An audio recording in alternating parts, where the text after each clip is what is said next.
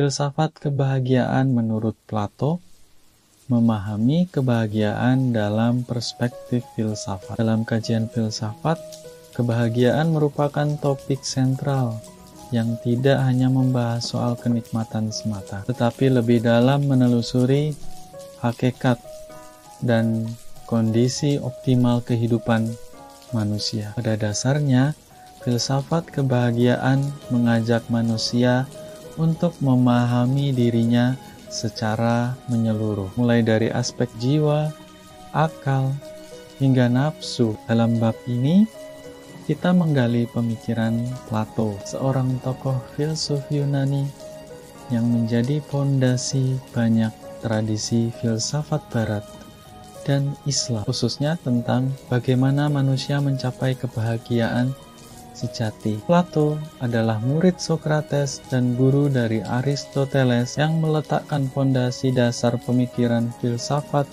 yang berpengaruh hingga zaman modern. Konsep utama Plato meliputi pentingnya jiwa sebagai inti dari manusia dan 3 unsur utama jiwa: epitumia atau nafsu rendah, thumos atau hasrat atas, dan logostikon atau akal rasio. Gagasan ini kemudian kontekstualized melalui analogi kereta kuda bersayap yang dikemudikan oleh seorang pengemudi atau akal yang mengatur 2 kuda atau nafsu-nafsu agar bergerak harmonis menuju kebahagiaan. Pengantar tentang Plato dan konteks filsafat kebahagiaan merupakan bagian dari era klasik filsafat Yunani, murid Sokrates, dan guru Aristoteles. Pemikirannya merupakan jembatan antara tradisi filsafat Yunani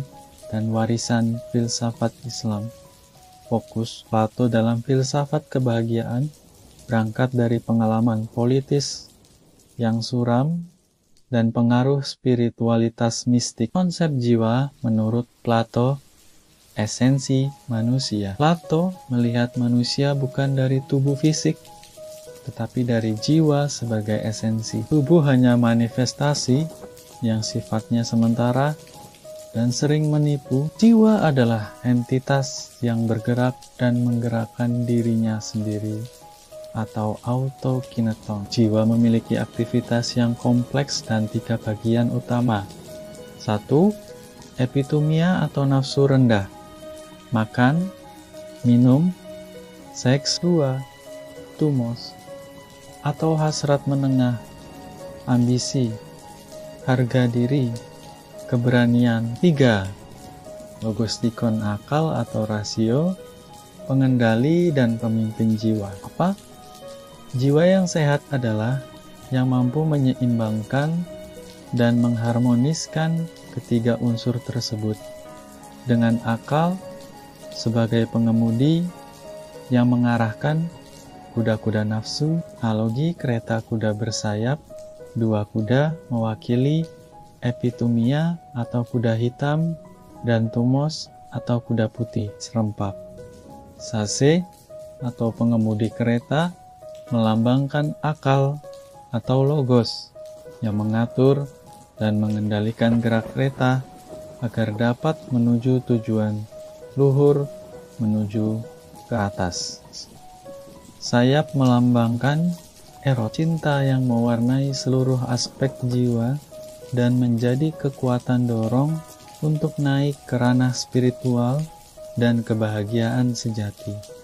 Unsur-unsur jiwa, karakter, dan fungsi. Epitumia atau nafsu rendah, wilayah bawah dari jiwa, terkait kebutuhan dasar biologis seperti makan, minum, dan seks, dilambangkan oleh kuda hitam yang susah dikendalikan karena bersifat irasional, ingin memuaskan kebutuhan instan tanpa mempertimbangkan akal. Nafsu ini wajar dan harus dipenuhi secukupnya. Tetapi jika berlebihan, menyebabkan kehidupan tidak harmonis dan berujung ketidakbahagiaan, thumos atau hasrat dan ambisi. Wilayah menengah berhubungan dengan gairah, keberanian, harga diri, dan pencapaian status sosial, dilambangkan oleh kuda putih yang lebih teratur dan terfokus pada pencapaian tujuan. Unsur ini penting untuk semangat dan gairah hidup, asalkan tetap diukur dan dikendalikan oleh akal. Logostikon atau akal dan rasio. Wilayah atas, intisari rasionalitas dan kebijaksanaan. Pengendali utama jiwa yang mengelola dan mengarahkan kedua unsur lainnya agar bergerak harmonis. Fungsi akal memastikan manusia tidak jatuh ke dalam kesesatan atau ketidakadilan.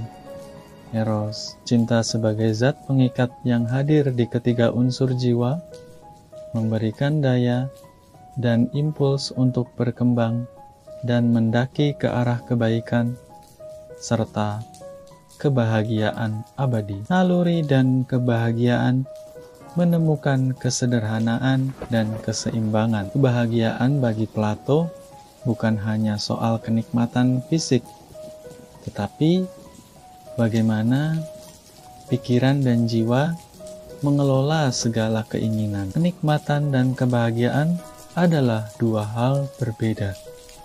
Kenikmatan bisa bersifat sementara dan tergantung pada benda fisik, makanan, minuman, seks. Kebahagiaan adalah kenikmatan yang lebih hakiki, yang tidak bergantung pada hal-hal seperti itu.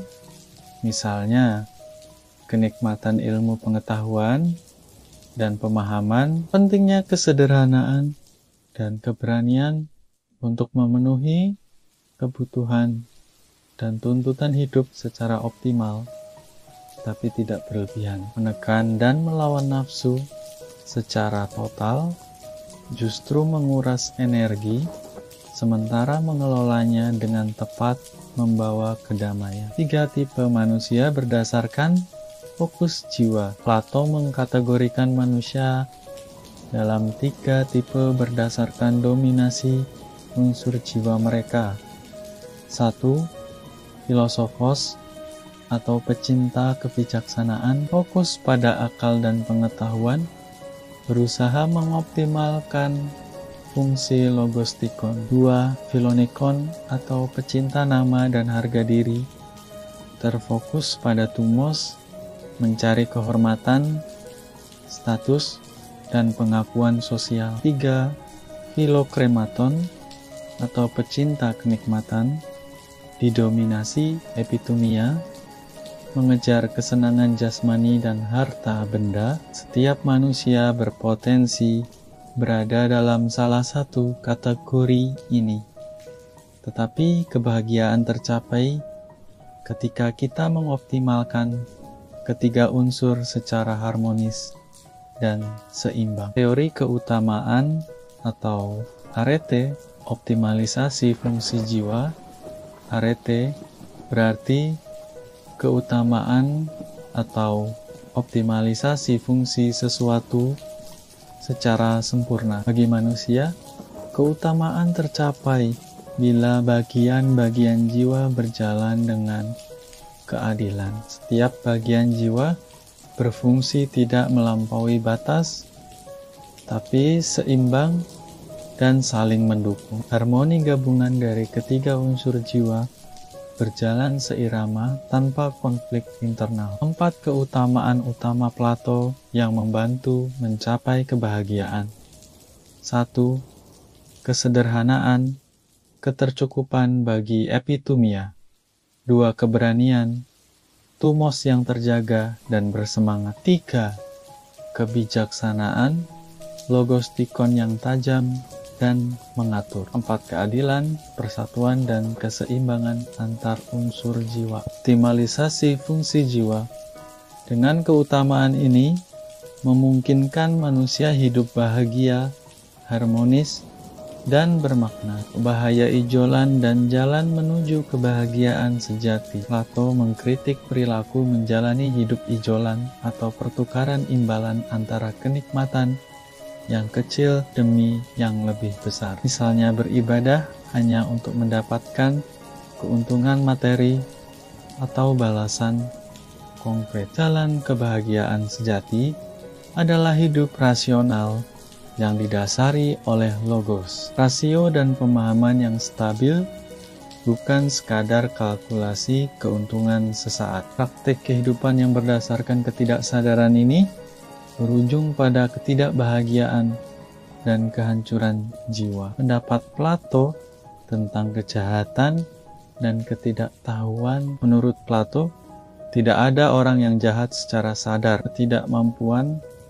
membedakan baik dan buruk berasal dari ketidaktahuan atau kurangnya pemahaman. Orang yang melakukan kejahatan sebenarnya tidak menyadari perbuatan itu merugikan dirinya sendiri. Oleh karena itu, solusi paling utama adalah pendidikan dan pengetahuan agar seseorang menyadari konsekuensi perbuatannya. Filsafat, khususnya pengembangan logostikon, berfungsi sebagai sarana utama untuk mencapai kesadaran dan menghindari tindakan yang merugikan diri dan orang lain. Pengaruh spiritual dan simbolisme dalam filsafat Plato mengadopsi imajinasi dan simbolisme mistik dalam menjelaskan konsep jiwa dan kebahagiaan seperti analogi kereta kuda